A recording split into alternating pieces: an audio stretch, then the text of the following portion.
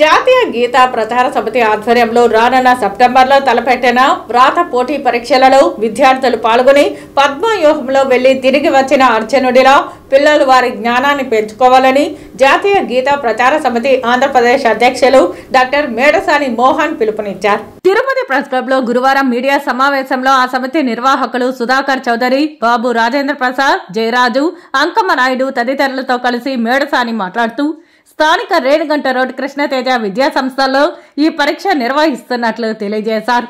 ఈ పరీక్షకు దరఖాస్తు ఫారం కోసం 108 రూపాయలు చెల్లించవలసి ఉంటుందన్నారు. చెల్లించుకోలేని పేద పిల్లలకు తమ సహాయ సహకారం ఉంటుందన్నారు. ప్రథమ బహుమతిగా 18,000 రూపాయల నగదు నుండి 18 బహుమతులను ముందంజలో వచ్చిన వారికి అందిస్తామన్నారు. కావున పరీక్షలో పాల్గొనదలిచిన డిగ్రీ చదివే విద్యార్థులకు శ్లోకములు మరియు భావములపై పట్టు ఉండాలన్నారు. అప్లికేషన్ అప్లై చేసి తాము అందించే శ్రీమద్ భగవద్గీత పుస్తకాన్ని ఉచితంగా పొందవచ్చునని కోరారు. ఈ పరీక్ష కంచి శంకర మఠ పీఠాధిపతి శంకర విజయేంద్ర సరస్వతి ఆశీస్సులతో సహకారంతో జరగనున్నదని అన్నారు. ఈ పరీక్షకు తిరుపతి నగర పరిధిలోని డిగ్రీ విద్యార్థులు పాల్గొనవలసిందిగా కోరారు. భగవంతుడు ఉంటే కదా యుద్ధం చేసేవాడు వస్తాడు, అప్పుడు లేకపోతే ఎందుకు యుద్ధం చేస్తాడు ఆయన? అందుకని పరమాత్మ యుద్ధం చేయించేవాడు తప్ప చేసేవాడు కాదు. అది ఆయన మాటలో అంతరార్థం. కాబట్టి నా రథంలో కూర్చొని నా దగ్గర యుద్ధం చేయించు, నువ్వు నా పక్షం రాబావా అన్నాడు. అమ్మ వీళ్ళు చదువుకునే వీళ్ళే పడినారు అనుకున్నాడు దుర్యోధనుడు. వాడు చూడండి, వాడి మనసుకు అందిన అంతే. బావా ఇంకా నువ్వు చెప్పిన ప్రకారం మిగిలిన సైన్యం నాదే కదా అన్నాడు. ఇంకా అంతే కదా బావా, దొరికిపోయినట్టుగా కృష్ణుడు వాడి మాటలకు నటించాడు. జగన్నాటక సూత్రధారి అంటాడు పరమాత్మని. కాబట్టి ఆ తారతమ్యం తెలుసుకునే భగవంతుని తత్వాన్ని మహత్వాన్ని తెలిసి అర్జునుడు ప్రవర్తించాడు. అజ్ఞానాంధకారంలో కొట్టుమిట్టాడు రీతిలో దుర్యోధనుడు ప్రవర్తించాడు. మరి ఇప్పుడు విద్యార్థులను మనం అర్జునుని చేయాలా దుర్యోధనుని చేయాలా? అర్జునుని చేయాలి మనం. కాబట్టి దానికి మీరు మీ యొక్క సహాయం కావాలి.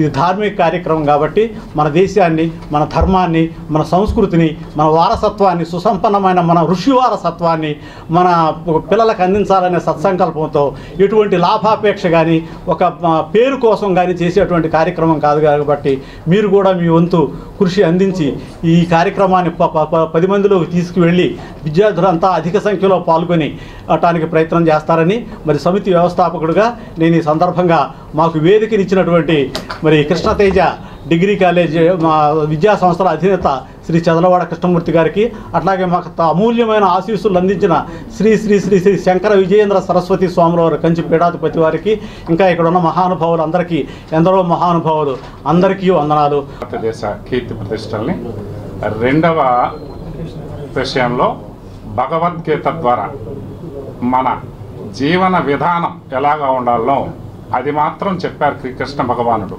ఇది జీవన విధానానికి సంబంధించింది. ఏ మత గ్రంథమో లేదో హైందవులకు సంబంధించిందో లేదు ఇంకొకరికో కాకుండా ఇది అన్ని వర్గాల ప్రజలు ఆచరించవలసిన జీవన విధానాన్ని గురించి భగవద్గీత చెప్తుంది. కాబట్టి ఈ భారతీయులు అంటే హైందవులని కానీ వాళ్ళకి ఒకరికే కానీ ఇది పరిమితం కాదు, అపరిమితమైనటువంటి జీవన విధానం.